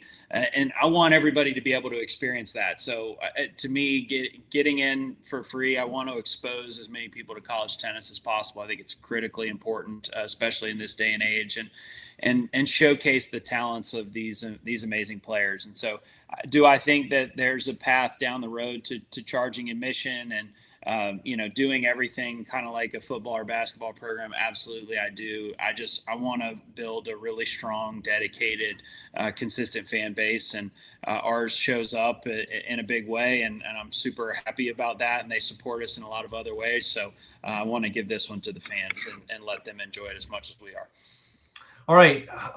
Congratulations on a great season so far. Let's keep it going. I mean, if you want to, just charge the media. You know how much money we all make. Just go ahead and hit us up. I think that'll be great. But Michael, very excited. Your team. It's another fun team. I love the emotion tied to it, and we'll be tracking you. And let's. I mean, why not? Final Four. Play for another national title. Might as well. I mean, you've already knocked. That's the thing about this team's confidence right now. You've already beaten the best. And so there's no doubt in your mind you can't, I would say there's got to be huge confidence. So there is. No, we feel like we can beat anybody, and we're just trying to take it one step at a time. We know it's going to be tough on Friday, but we're excited to do it at home. All right. Do we know what color you guys do? See, I think the fans need to make sure they wear the exact same. I think that's kind of a fun thing that baseball does. They put out the colors of what they're going to be in that day, and then the fans try to match that up. Can you help us there? That's a good call, actually. I hadn't thought about that. We've worn black actually both times that we beat the top teams. Okay. One or two teams in the country. So they made the decision we're going to wear black in every match for the NCAA tournament. So that's what we're wearing.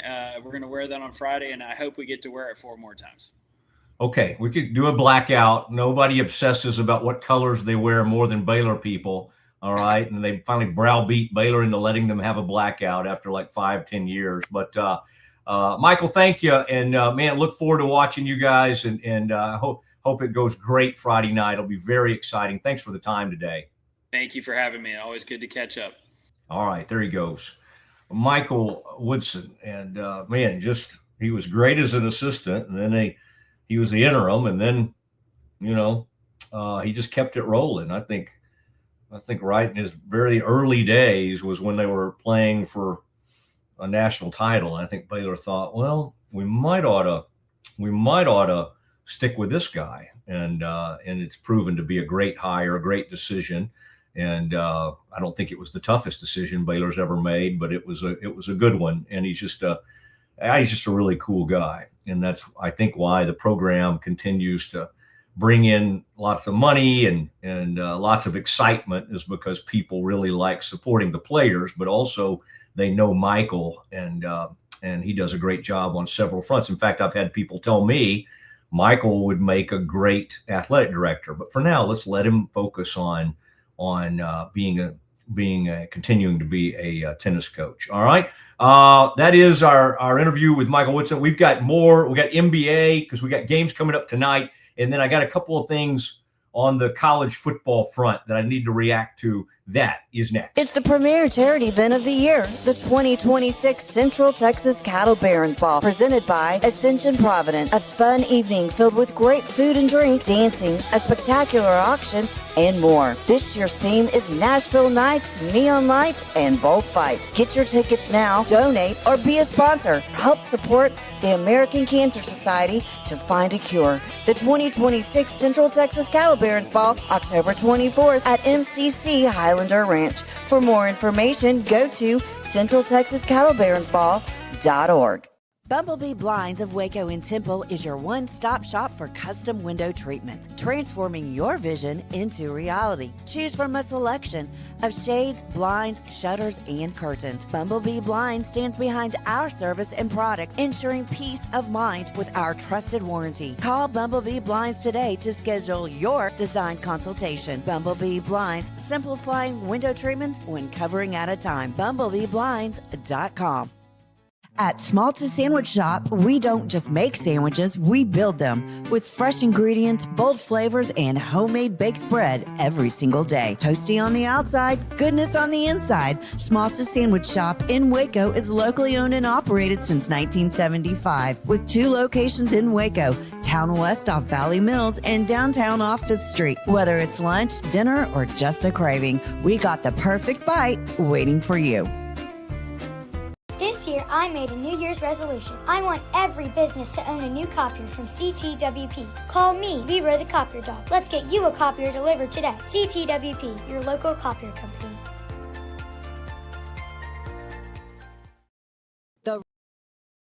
The Riesel Fair is back and bigger than ever. Bring the whole family for a day packed with fun, from thrilling rides, delicious food, local vendors, and live music Friday night. Saturday music begins at 2 p.m. Admission is $5 for adults, 2 to 12 years, $3. 2 and under are free. Mark your calendar and join us for the Riesel Fair, May 7th through 9th. The Riesel Fair, where memories are waiting just for you.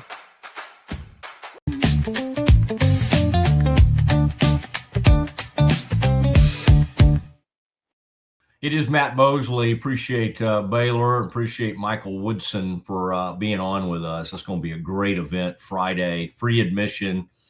Kev, if I were you, I know you've got some kind of volleyball thing you're doing. I would cancel all those plans, and I would get the family out to the Herd Center. And wow, what a Major League Volleyball playoffs are Thursday and Saturday. So guess what's free?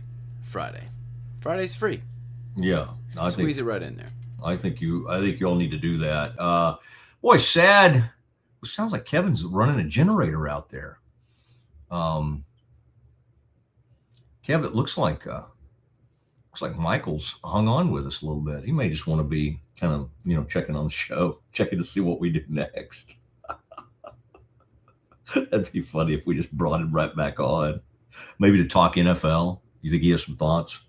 I've got this NFL post-draft power rankings I kind of want to go over. Michael may have some thoughts on that area. Michael comes from, he's got baseball players in his family. In fact, his brother is on the Baylor baseball team last time I checked. Kevin, sad news today. Ted Turner dies at 87, former Atlanta Braves owner, certainly the media mogul who started CNN, and died Wednesday today at his home near Tallahassee, Florida. 2018, they revealed he was battling Lewy body dementia, progressive decline in mental abilities with physical signs and symptoms similar to Parkinson's disease. And so rough to have to say goodbye to him. He purchased the Braves in January of 1976, following a 67 and 94 season by the club. To those of us of a certain age, Kevin, that is what we grew up on. We came home, our parents had spent the money to get cable, and we during the afternoons, we watched the Cubs on WGN, because they didn't have lights yet at Wrigley. And then we watched in the evenings on TBS, We watched Turner Broadcasting Network. We watched the Braves. And that is how that spawned a lifetime of Cubs fans and Braves fans. And they called it the Superstation. And it was at a time when Kevin, like I grew up as a Rangers fan, also grew up as a Pirates fan. Rangers fans, those of us growing up in the 80s, we would only get HSE covered the Rangers, and we might get 30 to 40 games on TV a season. But Braves fans and Cubs fans got to watch every one of their games. They carried all of those games. It was a huge thing. So Braves said to Ted Turner, "We will miss you, Ted. You helped make us who we are today. And the Atlanta Braves are forever grateful for the impact you made on our organization and our community." He also owned he bought a majority stake in the Hawks in 1977. And he said at the time he purchased the team to keep it from moving out of the Atlanta area. The Hawks made the playoffs 15 times during Turner's ownership, and the club retired a jersey in honor of him in 2004. Pretty big deal. The passing of Ted Turner. All right, he owned a bunch of land out in New Mexico, had a ranch out there, and had a huge ranch across New Mexico.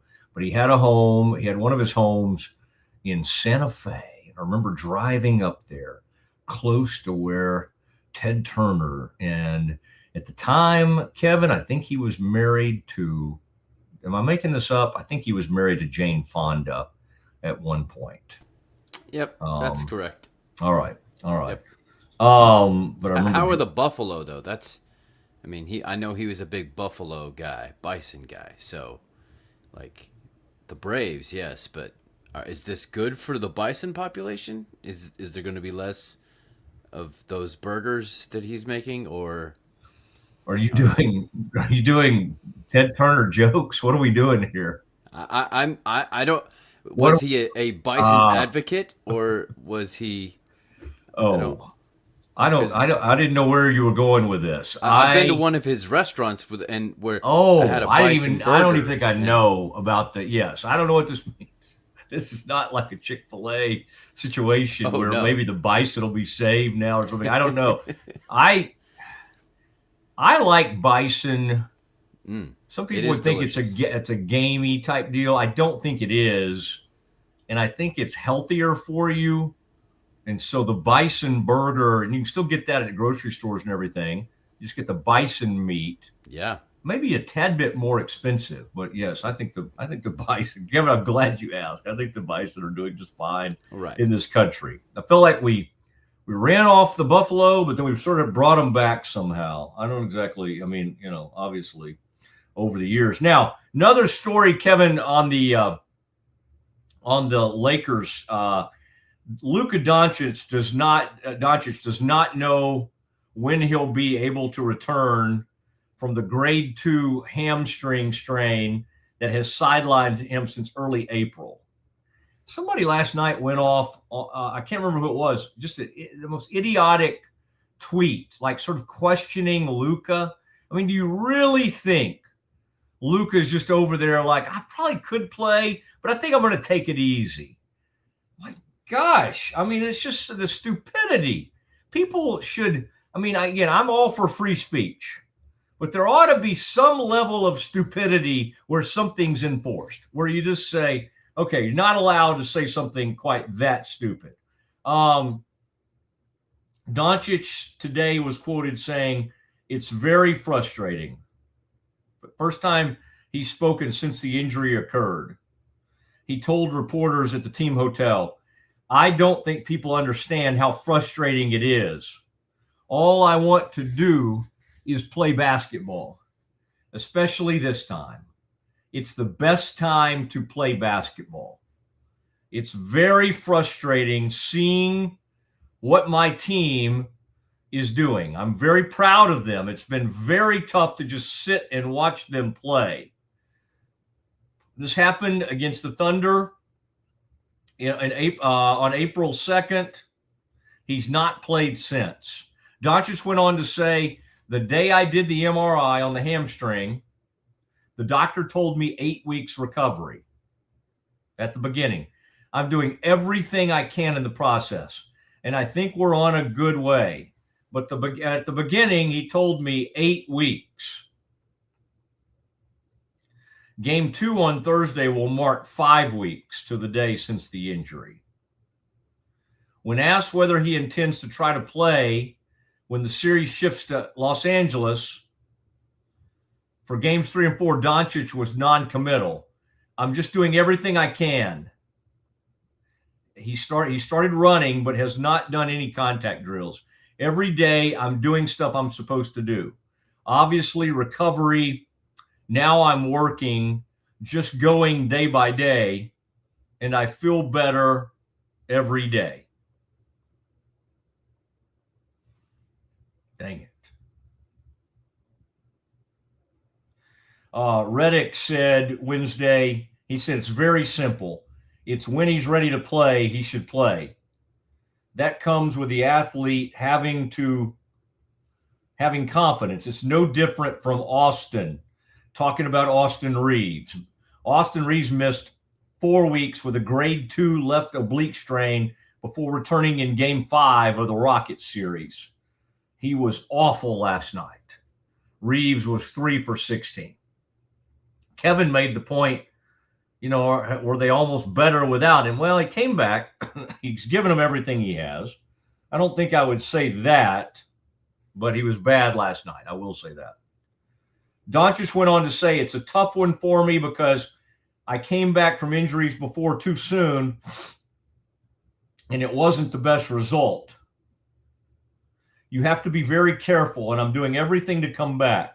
All the recovery, the hyperbaric chamber, cold tub, everything I can to come back. But it's obviously very different than the other injuries I've had. This is not Embiid. This is not Ben Simmons. This is not those folks that sometimes you're. This is not Kawhi. This is a guy that would do anything to be back on the court.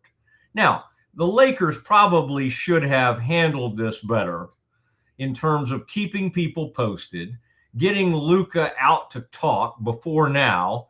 They waited until idiots started to question his desire and things like that with no basis of anything to have to send him back out there to visit.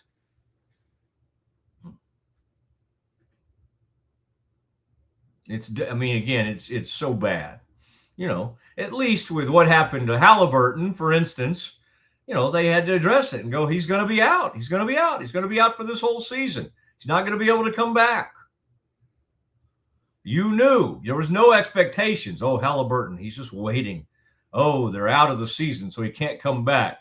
Kevin, on that note, though, Hallie's health now, the last update that we got from the Pacers or Halliburton himself, is he back fully running? Is the thought is by camp he'll be full contact, ready to go? Is that what everybody? What have they said on that front? I don't know that there's anything really been said on it, but I would imagine he had the same surgeon as Tatum, and the injury happened about a month after Tatum, and Tatum was already back. So I would say the biggest hindrance right now is the fact that he had shingles and had that whole thing in the middle of this, and may have, depending on how he felt, kind of delayed his rehab and recovery a little bit. But I would say by camp he'll be ready to go. And the biggest question right now is in the lottery, and will the Clippers get the pick if the Pacers pick falls between 5 and 9? Or will the Pacers be able to get their top 4 pick? 52% chance. 52% chance they'll have a top 4? They'll have a top 4. And so the Lakers have been the Clippers, have been trolling the Pacers, all saying, "Oh, so there's a 47% chance we could get it." Okay. If the Pacers didn't get one of the first 2 picks, who's the thought they would take? So Devonta would obviously be probably their preference, right? I couldn't tell you. Think. That's who I would say. Although early in the season I would have said Boozer.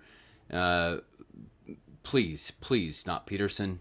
I think the Pacers are really set on guards. They really need some more size up front, even though they got Zubac in that trade.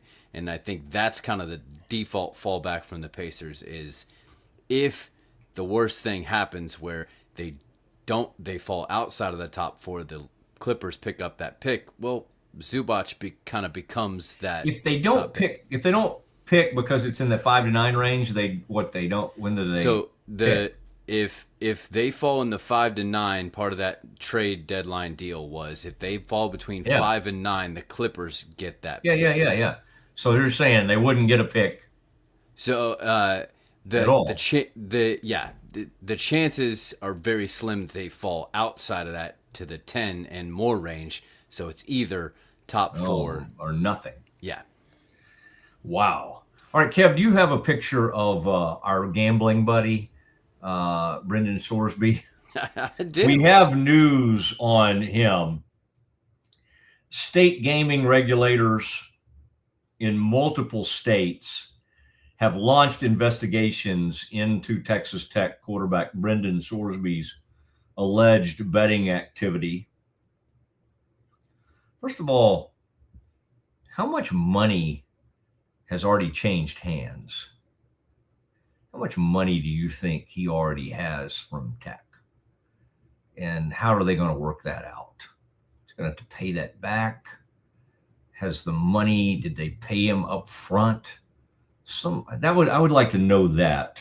The Indiana Gaming Commission and Ohio Casino Control Commission are investigating Sorsby.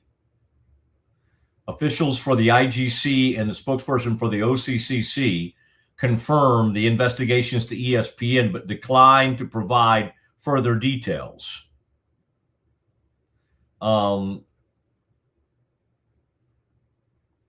Kentucky Horse Racing and Gaming told ESPN it is aware of the case and is working with the NCAA, which has opened its own investigation.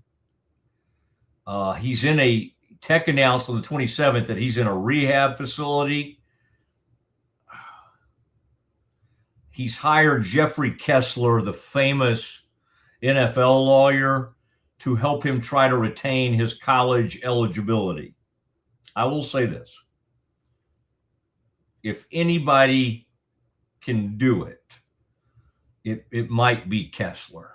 Oh my gosh. I mean, one of the most combative attorneys that's ever been.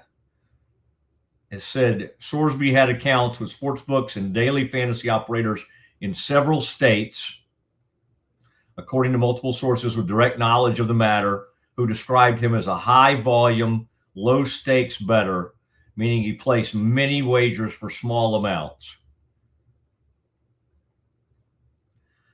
Some of his bets were placed using an account under a different name. Here's the problem for the NCAA. They don't have subpoena power. I told you from the start, Kevin, I wondered if they might try to pull a Kansas and just stiff arm the NCAA at every turn.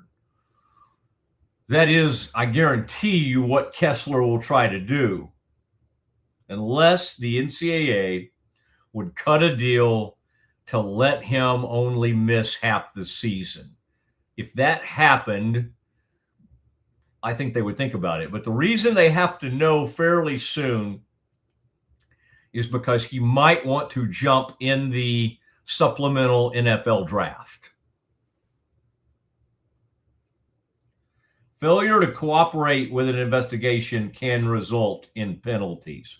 Again, nobody is scared of the NCAA in their penalties. They will fight this as much as they can. If it looks like an unwinnable fight, they will jump in that draft. A supplemental draft is what I would bet. In 2023, former Iowa State quarterback Hunter Deckers was ruled ineligible by the NCAA after a criminal investigation revealed he had wagered on at least one game involving the Cyclones. You just don't have a whole lot of these cases to compare this to. And the Alabama baseball coach got involved in the dumbest thing ever. And he was never to be heard from again.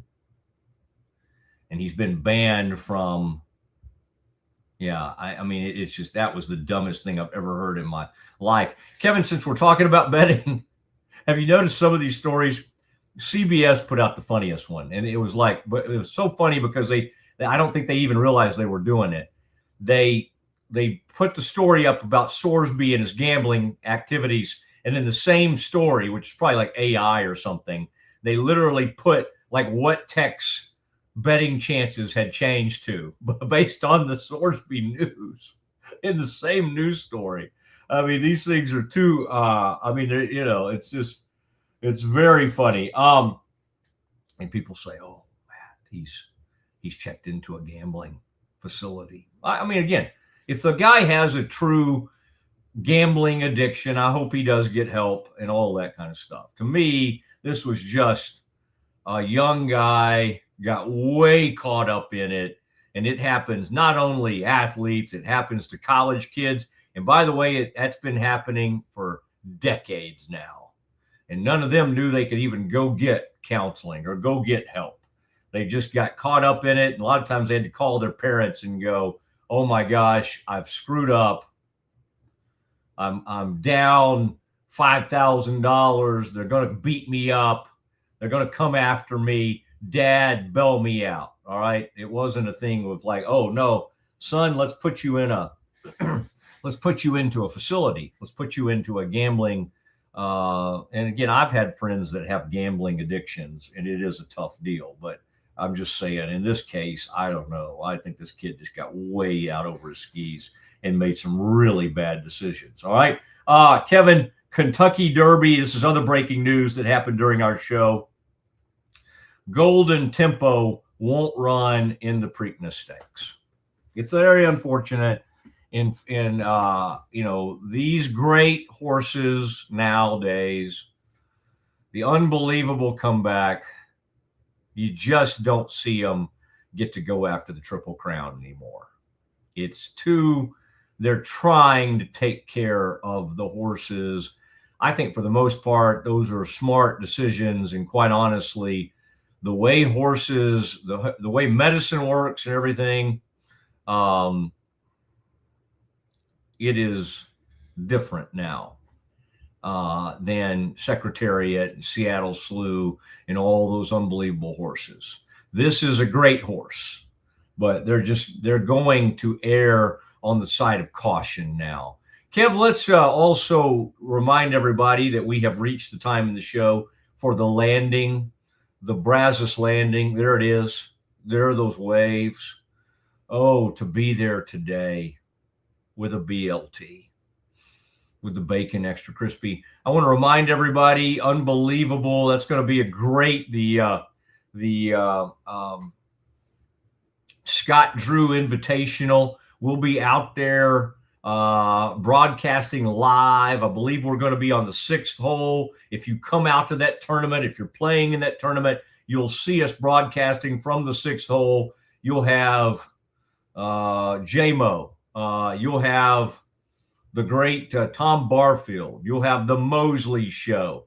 It will be a big-time environment. We're so excited to do that for you, and that is going to happen on Friday, and we'll be out there at Bear Ridge, and we'll be hanging with all the coaches and the players. That is the Scott Drew Invitational. It's going to be a big event, and it's how big it is when the Mosley Show decides to come out there. And That's going to be really good. We're grateful for Kevin and his strong work today. We're grateful for Michael Woodson. Kevin, he still appears to be on with us. I think Michael just forgot to exit out. Should we check in on him? Let's not. That would be funny. Michael, are you still? He may just enjoy today's show.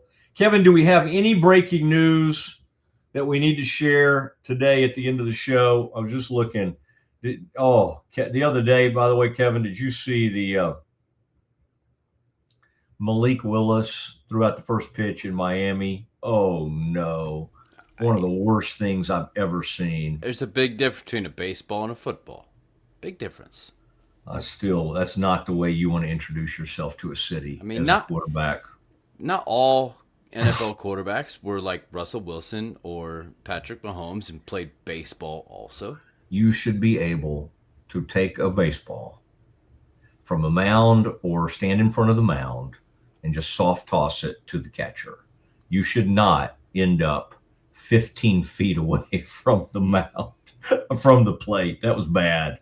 Kevin, the only thing that happened that I was going to bring to your attention as we say goodbye is Maccabi Tel Aviv's Marcos Santos, 6'9" forward, averaged 7 points, 40% from three in 37 EuroLeague games with his team out of Israel. He had stints in, I believe, German Pro League. He was in the EuroLeague. He is going to LSU. Okay, Kevin. The cheating has started. Yes. Will Wade has returned to LSU. He's got EuroLeague stars showing up from everywhere. All right. Would I take a EuroLeague star in Waco, Texas? I absolutely would. So that would not be cheating. That would just be ministry. That would be bringing in a kid from the EuroLeague and just trying to maybe help him reach a new audience. Is that why you're headed over across the pond? Are you doing some recruiting? Well, Michael asked me if I would do some tennis. You heard that. I'll also be looking to fill out. Still there. Don't you think I should tell him? I should text him and just tell him that. I've got him muted just in case there's any problems. But yeah. All right. I'm just going to tell him he might want to exit out. That would have been funny if he was still sitting there listening to the show. Maybe I think he's going out to practice. He's just going to turn around in that chair and just be like, "Hello." I would love to attend.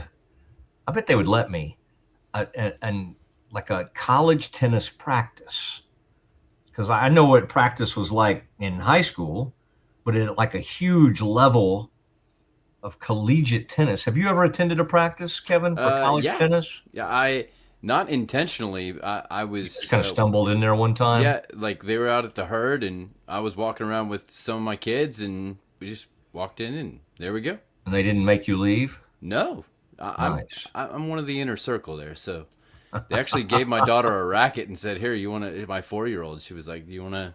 Oh my gosh, that's pretty cool. All right, Kev, we got to say goodnight. Okay. Good night to all. Thank you for attending the Mosley Show. Please tip your waiters and waitresses on your way out. And please subscribe via YouTube. No, stop it. Goodbye, everybody. Goodbye, Mom. As part of Central National Bank's partnership with Baylor women's basketball, we asked Coach Collin to take a shot at improving the efficiency of our drive-thru.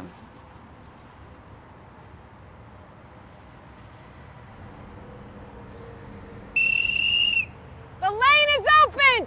Drive the lane! Attack the lane! Go! Go! Go! Go!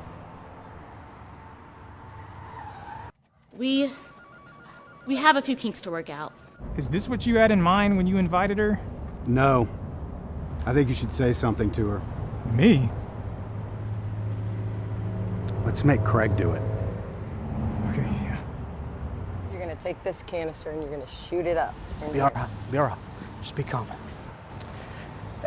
Hey, Coach. can I have a word with you?